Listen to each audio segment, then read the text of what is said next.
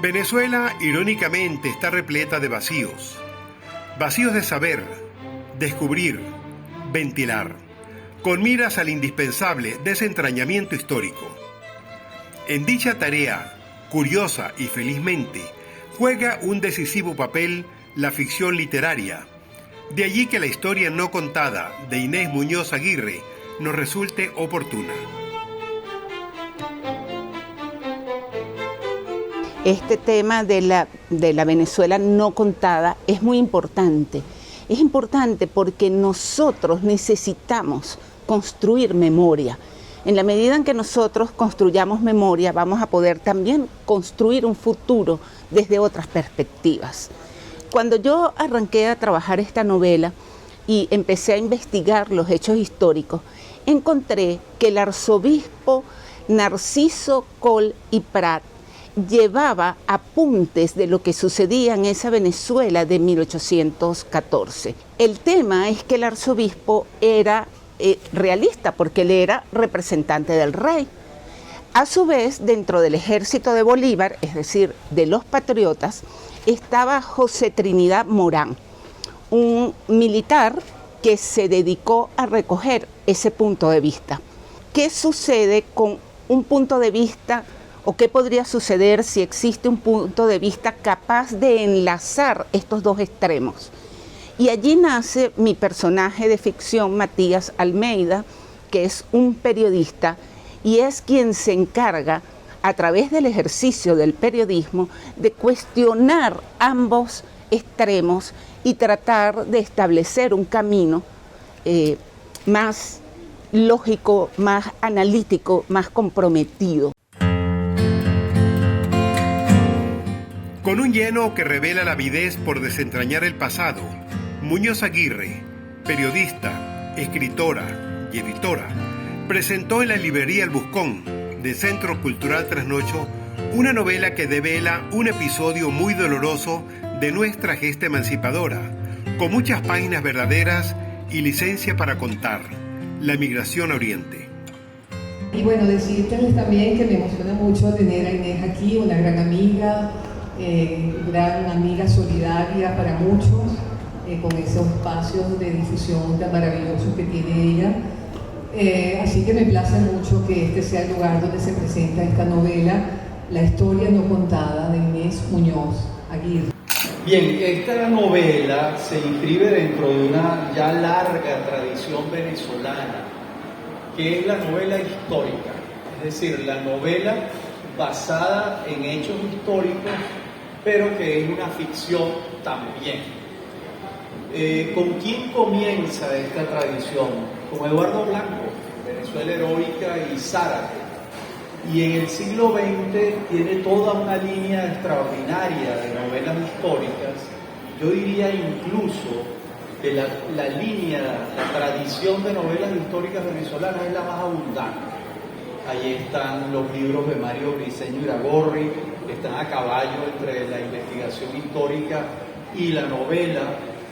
Ahí está Miguel Otero Silva, Lope de Aguirre, Príncipe de la Libertad. Por supuesto, ahí está toda la obra novelística de Urgartiete, absolutamente toda. Simón Rodríguez, Oficio de Difuntos, una novela sobre el general Gómez, etcétera, etcétera. El Camino del Dorado es una novela sobre el tirano Aguirre. Esa tradición encontró en los últimos años a cultores importantes. Uno de ellos es el autor que más libros ha vendido en Venezuela, que fue Francisco Herrera Luque. Toda su obra es novela histórica, Los Amos del Valle, etcétera, etcétera. Y esa línea la continuó con un gran éxito Ana Teresa Torres, que es lo que ha hecho, novela histórica. Federico Vegas se ha dedicado a eso fundamentalmente, con Falque, Reverón, una novela larguísima sobre Carlos Delgado Chalbó, que se titula Sumario.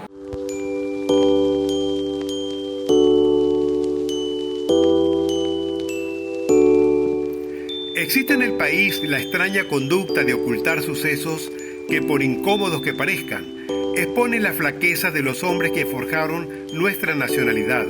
¿Quién le teme a la estatua? Recuerda algo. En esta historia hay una mezcla de ficción apoyada en algunos elementos históricos. Yo nombro con nombre y apellido tal cual a algunos de los líderes, digamos, de determinados movimientos de ese momento. Pero sí, la historia, y en la medida que vas avanzando en el camino, entiendes también que el ser humano es víctima de su propia necesidad de sobrevivir y que cuando está en juego tu vida, son muchas las cosas que tú también vas a poner en juego, las vas a poner al borde del movimiento y de tener respuestas, ¿no?, de las personas que tú crees que necesitas respuesta. Yo creo que aquí hay también un elemento clave, que es el tema político, porque en ese momento hablamos de política, hablamos de los que estaban de parte de Boves y los que estaban de parte de Bolívar. Entonces, obviamente, allí estás en una guerra, y en una guerra con posiciones extremas donde tienes que tomar decisiones.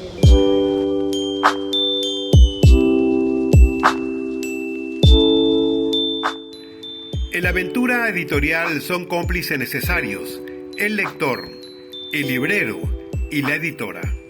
Bueno, sí, efectivamente, yo creo que un libro como este, no todo el mundo le interesa publicarlo. De hecho, pasé un tiempo, ¿no?, tras algunas editoriales buscando la posibilidad de la publicación, y a veces ni siquiera tenía respuesta, hasta que, bueno, finalmente Lesbia Quintero lee el texto y me dice: Inés, yo quiero trabajar de verdad con este libro. Para mí fue,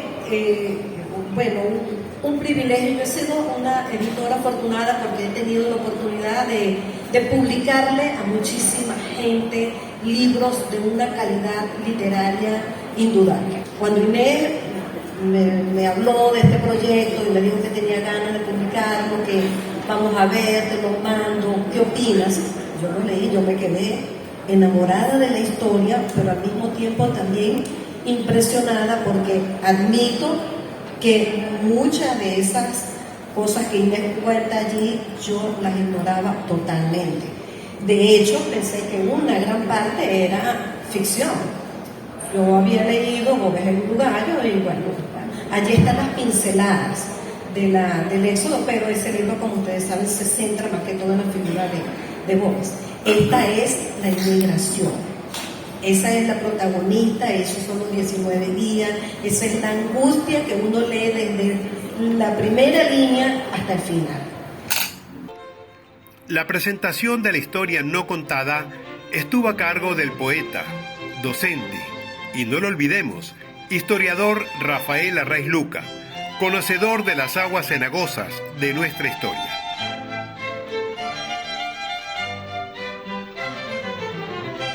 Entonces, ¿cómo puedo valorar yo la historia de la novela? Como un documento histórico, ¿sirve una novela como esta para un historiador? Digamos que sí. Digamos que sí, para recrear el ambiente, para entender la psicología, la coyuntura, para entender unos personajes, pero no es propiamente una investigación histórica. Esto quiero aclararlo, esto es una novela. Aquí hay unos personajes inventados, hay otros que no, que son personajes de la vida real. Hay un periodista, Matías Almeida. En esa época el periodismo no existía como lo conocemos hoy, pero es una licencia ficcional de la autora. Hay un periodista que quiere relatar los hechos, la travesía.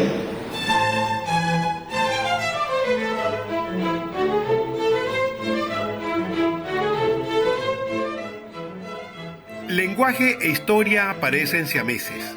El término trágico de la migración quedó fijado en la narrativa del dolor. No fue huida, ni ostracismo, ni escape. Fue migración, y la sombra del verbo sigue su conjugación trágica en nuestra historia. Si nosotros nos trasladamos a 1814, que es considerado en nuestra historia de Venezuela como el año terrible, realmente te encuentras con una situación en extremo dramática que creo que no se ha repetido nunca más en la historia. Nosotros tenemos que considerar que en Caracas para ese momento habían aproximadamente unos 20.000 habitantes. Y al momento de tomar la decisión Bolívar de que había que abandonar la ciudad porque Boves cada vez estaba más cerca, huyen estos 20.000 habitantes y tenían como destino 2 puntos. Un punto era Cumaná, que era el que planteaba Bolívar, para llegar a Cumaná, embarcarse y volver a entrar por La Guaira a rescatar el centro del país. Y el otro punto es en el que mi novela plantea que Feliciano Ancheta asume irse por el camino de los llanos. Claro, este personaje, que además forma parte de mi historia personal, se traslada hacia los llanos, hacia el cantón de Lunares. Al final, entre ambos extremos del camino, los sobrevivientes son 5.000 personas. Es decir, que en el camino murieron 15.000 personas de los 20 que habían salido. Y murieron no solo por el ataque militar, digamos, ¿no? Sino por el ataque en sí de la naturaleza. Las fieras, la lluvia, empiezan a surgir las enfermedades, los crímenes entre ellos mismos por la sobrevivencia, ¿no? Entonces, cuando tú piensas en eso, dices, oye, realmente esto fue una tragedia incomparable. Por cierto, hoy en día está de moda ser antibolivariano, lo que no está bien, porque a Bolívar hay que entenderlo. Tu personaje, Matías Almeida, ya es un precursor del antibolivarianismo, porque Almeida culpa a Bolívar de la emigración a Oriente, lo que es un desafuero, porque la causa de la emigración no es Bolívar, es Boves, pero pareciera que Almeida busca un chivo expiatorio en Bolívar.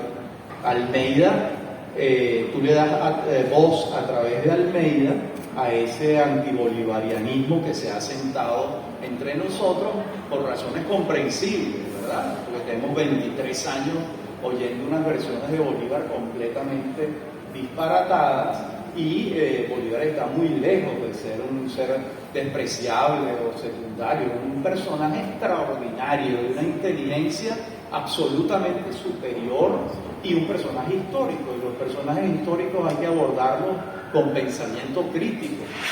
Yo difiero de ti. Claro. Difiero completamente el concepto del personaje. Yo no creo que mi personaje sea antibolivariano, no. Creo que es un personaje crítico. Ya me lo decía una de mis lectoras, que aprovecho para darle las gracias a Marianne Krasner y a Yoconda Espina, que está por ahí, y que son de las primeras personas con quien yo siempre confronto mis textos. Yoconda, cuando terminó de leer la novela, me dijo, prepárate, porque los bolivarianos te van a dar hasta con el tobo, me dijo. Bueno, yo creo que con Inés tengo una experiencia que vale oro, que soy siempre en todos sus productos literarios su lectora fantasma, ¿no? Esa lectora cero que lee el material bruto, esa historia todavía a lo mejor sin terminar, con esos detalles a veces que, bueno, que tiene ese primer como borrador literario, ¿no? Bolívar en 1814 no es Bolívar. Bolívar es un hombre profundamente discutido por sus contemporáneos. Tiene un pleitazo con Mariño, tiene un pleito terrible con Bermúdez. Bermúdez de milagros no lo mata en la emigración a Oriente. Cuando ellos llegan a Carúpano, lo están culpando a él, a Bolívar, de las circunstancias. Este es un momento aciago en la vida del libertador, porque está siendo derrotado por Boves, tiene que huir, además inicia un exilio, se va a Haití y a Jamaica, y en 1815 escribe la Carta de Jamaica. Realmente el Bolívar que nosotros conocemos es una consecuencia del fusilamiento de Piarra, cuando él logra establecer su autoridad sobre todos los otros caudillos regionales que se la están discutiendo, en particular Santiago Mariño. Recordemos que aquí, en 1813, cuando Bolívar hace la campaña admirable desde Cúcuta hasta Caracas y entra a Caracas en agosto de 1813, está haciendo su campaña Santiago Mariño del Oriente. Y en ese momento hay dos libertadores en Venezuela, el libertador de Occidente y el libertador de Oriente, que es Santiago Mariño.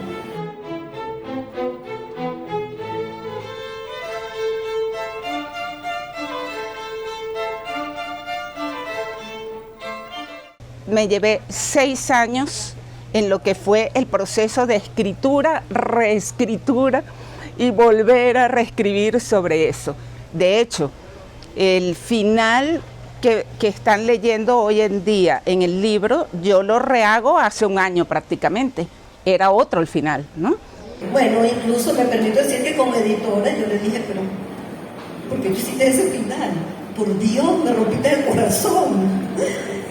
Es que de verdad no voy a hacer un spoiler para que no lo han leído, pero el final me sorprendió y de verdad que es así como para una segunda parte. Bueno, yo creo que es muy importante ese proceso en que tú dejas a un lado el trabajo y luego cuando lo vuelves a tomar es cuando vas a descubrir muchas cosas y vas a poder entretejer la información de otra manera. Y cada vez te imaginas, en 6 años, bueno, el proceso tuyo también como persona va cambiando, ¿no? Y eso va a influir de alguna manera en tu lectura. Efectivamente, tuve mucho que leer, mucho que estudiar. Claro, hoy en día tenemos a Google, que también ayuda mucho. Sin embargo, bueno, tuve que recurrir a muchas fuentes y tengo algunos documentos familiares que me ayudaron como a construir lo que era la descendencia de Feliciano Ancheta, la relación de Ana Paula del Castillo con el Marqués del Toro y cómo esta familia se involucra en el tema de la emigración, de la manera en que la viven, pues, ¿no? A la memoria de Úrsula Anchieta del Castillo, que es la niña que se pierde en el camino. 200 años y un poco más después de su desaparición. A los Anchetas que llegaron de Guipúzcoa. A la memoria de mi abuela Teresa Anchieta Gómez de Aguirre. Y bueno, a la presencia de mi madre Gisela Aguirre Anchieta, que tiene 93 años, y aquí está, y para quien pido un aplauso.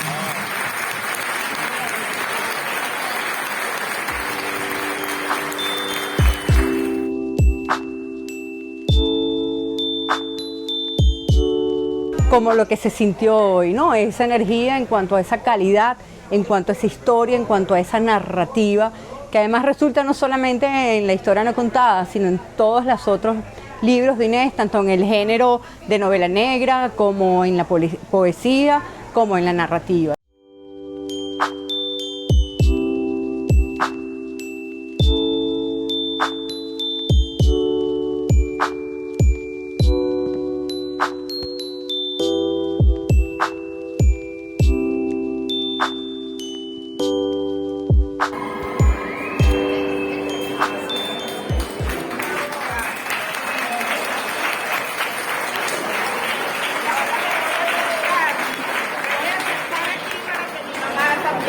Unas semillas en el libro. Aquí quédate sentado.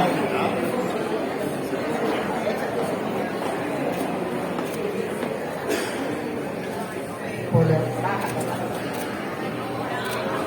Muy bien.